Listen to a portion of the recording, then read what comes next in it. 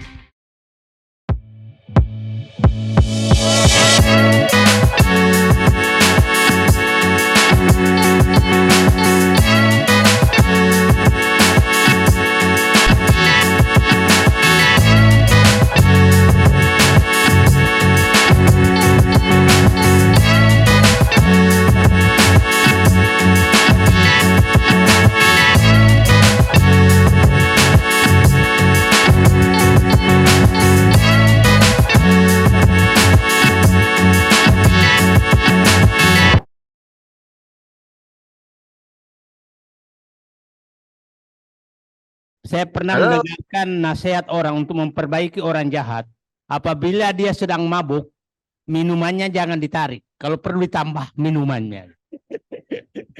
Nah, supaya tambah mabuk. Nanti diperbaikinya pada saat sudah masuk gorong-gorong gitu. Nah, saya takutnya Pak Jokowi kan jadi presiden karena masuk gorong-gorong. Siapa tahu ini sedang mabuk, maka kita tambah lagi mabuknya supaya masuk lagi gorong-gorong dan nggak keluar lagi.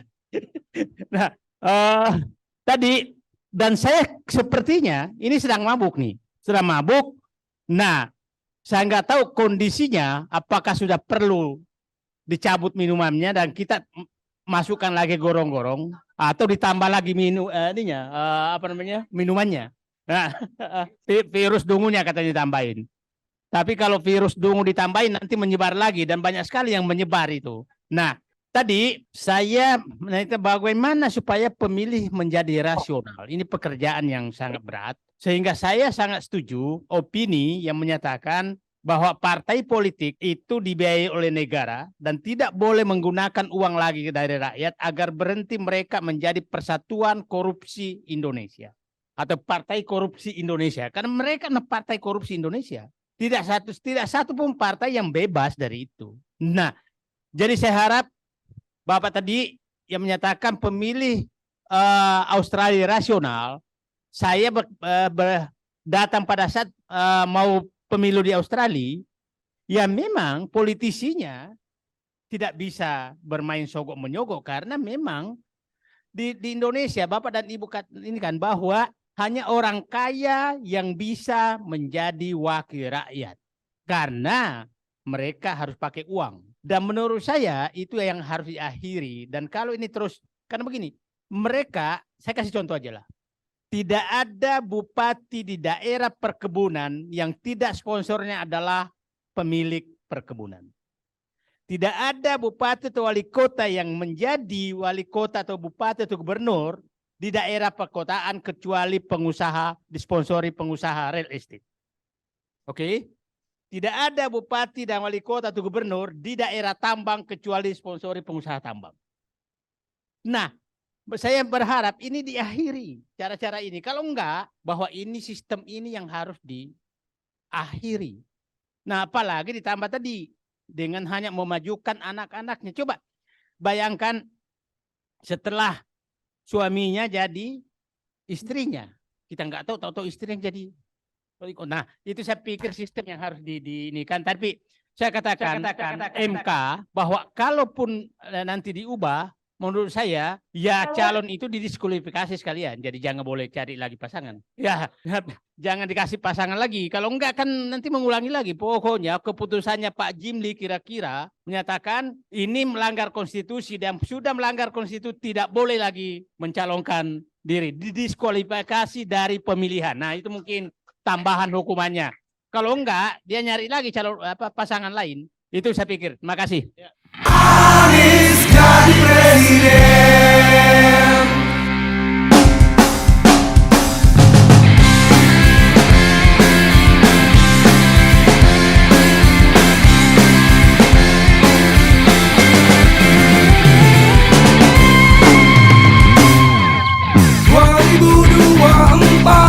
Anies presiden.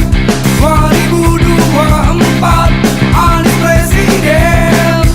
Anies jadi presiden. Ingin wakil presiden. Matahari semakin tinggi, panasnya menyengat bumi, tapi kami terus berlari. Kita song-song pemimpin negeri. 2024 Anies presiden. 2024 Anies presiden. Anies jadi presiden. Ingin wakil presiden. Terima kasih Anies Baswedan, buat Jakarta Semakin nyaman, tapi kami mau lebih. jadikan kau presiden RI. Presiden beri korupsi dan tak takut oligarki.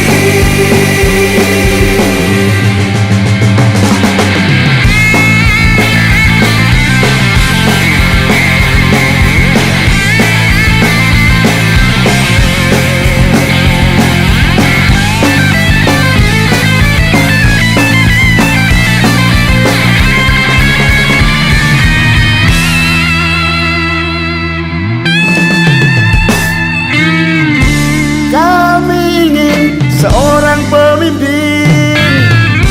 Kami butuh pemimpin yang adil. Presiden benci korupsi dan tak takut oligarki. 2024 Anies presiden. 2024 Anies presiden. Anies jadi presiden. Ingin wakil presiden.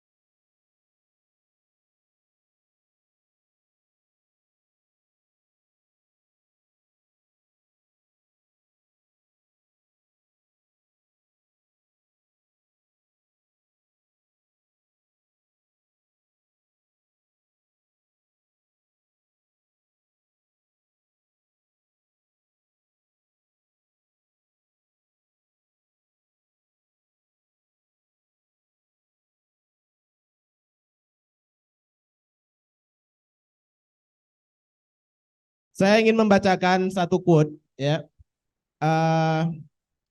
Benjamin Franklin pernah mengatakan, "Justice will not be served until those who are unaffected are as outraged as those who are." Yang artinya, keadilan tidak akan ditegakkan sampai mereka yang tidak terkena dampak sama marahnya dengan mereka yang terkena dampaknya. Kutipan ini menekankan gagasan bahwa keadilan itu sejatinya hanya dapat dicapai ketika semua orang, bahkan mereka yang tidak secara langsung terkena dampak keadilan, merasakan dampaknya, tingkat kemarahan dan tuntutan keadilan yang sama dengan mereka yang terkena dampak langsung. Dan ini konteksnya persis seperti yang kita mungkin rasakan sekarang. Kita di Australia, ya, seperti yang dikatakan Bung Rocky, kita bebas berbicara, menyampaikan pendapat dan lain sebagainya. Dengan kata lain, gagasan ini menyoroti bahwa pentingnya empati dan solidaritas kolektif dalam upaya menegakkan keadilan. 3 orang penanya dari bapak-bapak, kemudian kita gantian dengan 3 orang ibu-ibu. Silakan memperkenalkan nama, kemudian kepada siapa pertanyaan itu ditujukan. Silakan. Waalaikumsalam warahmatullahi wabarakatuh. Masa Islam dari sini pertanyaan saya ini sebenarnya itu ditujukan buat Presiden Indrayana Dan Indrayana. dan sebelumnya. Oke, mudah-mudahan Pak Denny Indrayana masih bersama kita. Kalau beliau bersedia, pertanyaan saya adalah, walaupun keputusan PK sudah diputuskan dan berlaku, apakah masih bisa dibatalkan menurut hukum? Karena Profesor Denny adalah seorang ahli profesor ahli tata negara, Ya. mungkin bisa menjawab ini. Dan apakah masih ada celah selalu membatalkan untuk dikatakan di dalam lembaga di tahun ini? Lalu masuk kalau belum sepertinya kejahatan seperti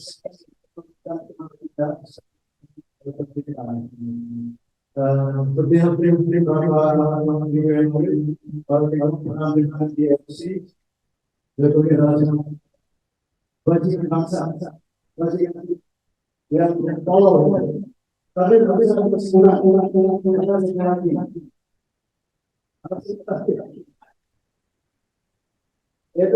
apa namanya?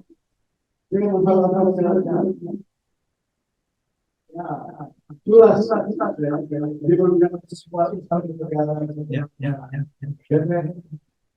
KPK dan sekarang juga untuk kita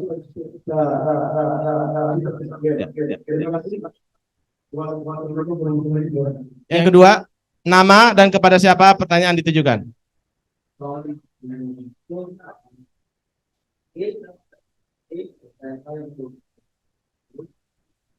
Pertama, seberapa fantastis yang diperlukan atau demokrasi di Indonesia setelah mendengar komentar dari para sumber dan ketika digambarkan seberapa fantastis apakah kenapa itu diselamatkan dan apa yang dibutuhkan keputusan khususnya orang-orang yang tinggal di bagian selatan Indonesia.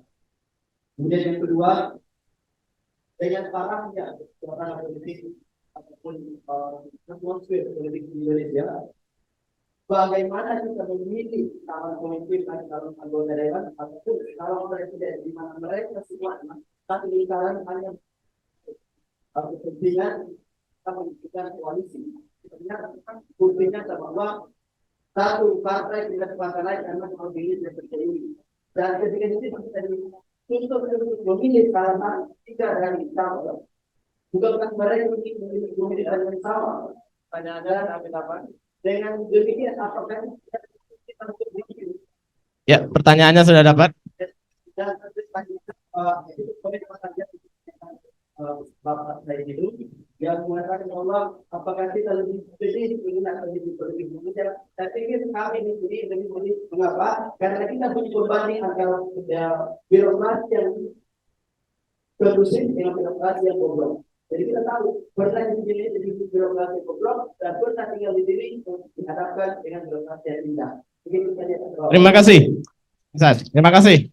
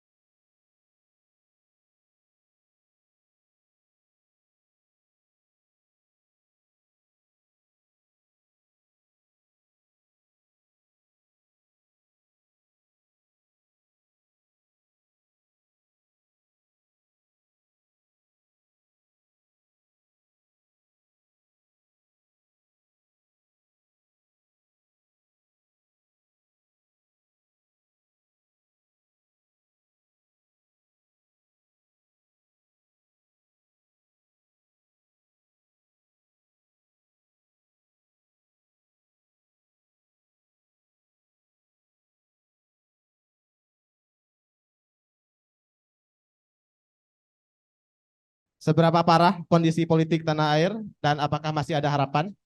Kemudian bagaimana memilih calon ke depan karena mereka pada dasarnya adalah berteman. Dan kemudian bagaimana mengubah persepsi publik. Ya, ya silakan Bang Rocky. Gini ya, saya datang ke sini bukan untuk menerangkan sesuatu yang seolah-olah masih bisa diharap. Seberapa parah sih?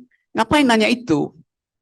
Masa Anda nggak bisa pastikan bahwa udah parah minta ampun dengan keputusan presiden menyorongkan anaknya untuk jadi wakil presiden? Itu nggak ada maaf lagi. Jadi jangan Anda ganggu lagi dengan pertanyaan yang normatif. Seberapa parah? Justru saya datang ke sini untuk memastikan kalian sama dengan pikiran saya. Udah parah itu. Stadium 7 kalau cancer itu. Saya bisa jawab itu habis-habisan, tapi saya nggak peduli itu jawaban itu. Tugas saya adalah mempercepat pencopotan impeachment presiden itu. Hanya itu jawabannya. Ada nggak jalan arah ke? Ada. Di dalam konstitusi diterangkan presiden bisa diimpeach kalau dia berbuat pidana atau kalau dia melakukan perbuatan tercelah. Itu letterlek verbatim ada di konstitusi. Sekarang menyuruh anaknya menjadi calon wakil presiden dengan merekayasa Mahkamah Konstitusi itu perbuatan paling tercela di dunia dan akhirat. Ya, karena cuman bahkan Pak Harto nggak pernah lakukan hal itu. Jadi kita mesti fokus bagaimana cara untuk mempercepat impeachment itu. Kalau itu pertanyaannya saya jawab itu. Kita lagi dorong supaya timnya Pak Jimli betul-betul memeriksa keculasan tadi istilah yang bagus dan perbuatan tercela dari Presiden Jokowi. Anda harus bantu, kasih moral support pada Pak Jimli. WA dia, nanti saya kasih nomor WA. Ya, itu kalau kita mau berpartisipasi. Dengan cara itu pertanyaan kedua kita batalkan. Oh, ya, you are watching a history in the making. Itu poinnya di situ tuh. Jadi kita berpartisipasi untuk mempercepat berakhirnya kekuasaan itu. Kan Presiden Jokowi masih berkuasa sampai Oktober 2024. Seluruh peralatan masih bisa dia pakai itu. Apalagi kalau yang terpilih adalah orang yang dia tunjuk. Habis saudara-saudara. Jadi itu poinnya. Yang kedua, dimungkinkan untuk melakukan proses impeachment lewat DPR. Tadi siapa yang bilang nggak ada yang berani? Oke, kalau begitu saya bubarkan forum ini. Nah, saya butuh keberanian untuk menjawab itu. Kalau saudara-saudara fatalistis, nggak ada gunanya saya bikin analisis. Yes, itu masalahnya. Intinya, teman-teman pun kena racun kekuasaan. Nggak ada yang berani. Kalau setiap orang bilang nggak ada yang berani, temannya bilang, gue juga nggak berani. Satu orang mengatakan berani, kiri kanannya akan bilang saya berani. Kiri kanannya bilang berani, satu RT bilang berani. Satu RT bilang berani, satu kabupaten bilang berani. Satu kabupaten bilang berani, satu Indonesia bilang berani. Itu yang saya perlukan dari teman-teman. Saya kasih hitungan rasionalnya. Untuk memulai proses impeachment, suara di DPR harus dikuasai oleh oposisi. Sementara ini oposisi cuma adanya Demokrat dan PKS, 15% oposisi. Kita perlu 51%. Dalam hitungan saya dengan Pak Setidu tadi malam, oposisinya udah 54%. Oposisi pertama tentu Nasdem, yang kedua PKB, yang ketiga PKS, yang keempat P3. Siapa lagi? Yang kelima adalah PDIP. Jadi buat sementara kalian pro PDIP. Karena PDIP beroposisi pada Jokowi. Itu dasarnya. Begitu cara berpikir strategisnya tuh. Udah 54%. Apalagi kalau Demokrat pindah dari koalisi Gerindra pergi beroposisi itu. Selesai problem. Itu juga membuka peluang Gerindra untuk membatalkan Gibran. Kan begitu cara berpikirnya tuh. Jadi jangan fatalistis. Saya hanya minta teman-teman untuk kasih dorongan pada mereka yang ada di parlemen. Kasih dorongan pada mahasiswa. Kasih dorongan pada Pak Jimli. Bahkan kasih dorongan pada Ibu Mega untuk berani mencabut kartu anggota PDIP-nya Jokowi. Ya, itu. Oke, kalau nggak berani berarti nggak akan ada perubahan. Oke, itu dasar. Jadi mau ngapain? Pesimisme Anda itu membatalkan niat kita untuk berubah. Dalam keadaan sekarang kita mesti cari segala cara. Kan kita mesti terobos kebukuan itu. Soal hitungan-hitungan belakangan. Tapi kalau Anda nggak mulai dengan pikiran mengimpeach, kita nggak bisa bikin apa-apa. Mau bikin apa? WA, nggak ada gunanya. Jadi sekali lagi, beri suasana untuk memungkinkan para politisi di Indonesia menyadari bahwa mereka masih bisa melakukan perubahan. Golput tadi oke, tapi golput boleh atas keinginan sendiri. Yang tidak boleh adalah membujuk seseorang dengan iming-iming uang, itu kena pidana. Jadi kalau hati nurani Anda golput, silahkan. Nah, saya ingin ada semacam semangat baru, karena lama-lama Anda kena ilmunya Jokowi. Percaya pada saya akan selamatkan Indonesia. Kalau saya bilang dia nggak akan bisa selamatkan, Anda nggak percaya. Jadi Anda juga dihipnosis oleh Jokowi. Bahwa nggak mungkin ada perubahan. Megawati nggak berani pada saya. Prabowo nggak berani pada saya. Surya Paloh nggak berani pada saya. Anies Baswedan pasti kalah. Ada tanda baru bahwa masyarakat Indonesia makin memberanikan diri untuk mengucapkan kata enough is enough, Mr. Presiden. Mungkin di antara teman-teman ada yang masih pro Jokowi, oke. Ya, itu dia oke-nya 3 kali itu. Jadi silahkan, Anda boleh punya pikiran. Kalau Anda masih pro Pak Jokowi, oke, saya hormati itu. Tapi beri saya data bahwa yes, oke. Jadi sekali lagi, suasana ini membutuhkan keputusan cepat. Karena sampai tanggal 8 November masih dimungkinkan untuk membatalkan pencalonan itu. Kan KPU nanti baru akan mengumumkan itu sampai tanggal 15. Jadi suasana sekarang itu kita betul butuh satu pikiran jernih dari teman-teman di Australia supaya ada semangat kita kirim ke tanah air bahwa masih dimungkinkan untuk mengocok ulang atau membatalkan pencalonan presiden itu, ya. Terima kasih.